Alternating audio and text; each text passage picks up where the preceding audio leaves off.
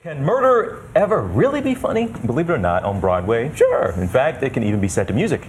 Gentleman's Guide to Love and Murder is this year's Tony Award winner for Best Musical. So how can a serial killer be slightly innocent and ultimately endearing?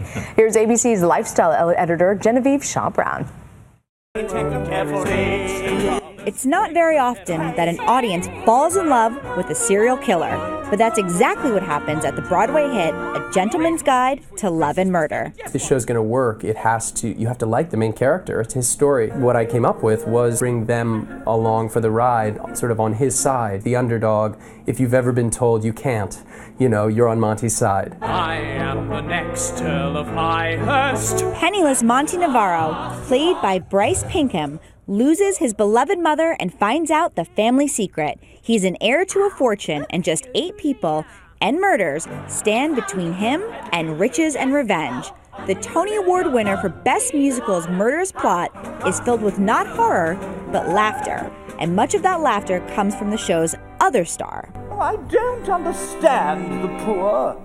I don't know, I'm kind of playing every role that I've ever wanted to play in my life in this one play. Playing every member of the family that needs to be eliminated for Monty to realize his dreams, from an elderly reverend who falls to his death to a middle-aged philanthropist who survives a tribe of cannibals, but not Monty. The role is intensely physical, with frantic costume changes taking place in seconds just off stage. Slap on a mustache, rip off a wig, put on a new hat, put gloves on me, hand me a prop, and push me bodily back on stage after squirting water in my mouth. Every night's a crazy night because these changes are finished just in the nick of time when I have to go on to the next scene. Knock on wood, miraculously enough, nothing devastating has happened. Gentlemen have secrets they must share. The scenes that I look forward to with Bryce are the quiet scenes, and he's sort of a humane, almost a fatherly figure. It's just nice to sit and talk to Bryce and not have to sing and dance, just for a few seconds. But is Monty a loyal son revenging his mother's death, or a shameless social climber?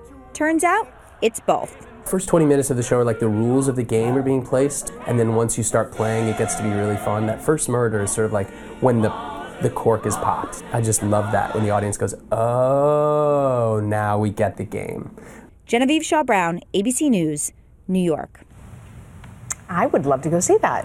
We should go. We should go, make a date. We should take a World News Now field trip. That sounds great. Go see. I haven't actually seen any theater in the past year that I've been here in New York. There we go. Right? It's done. Let's go see something murderous and hilarious.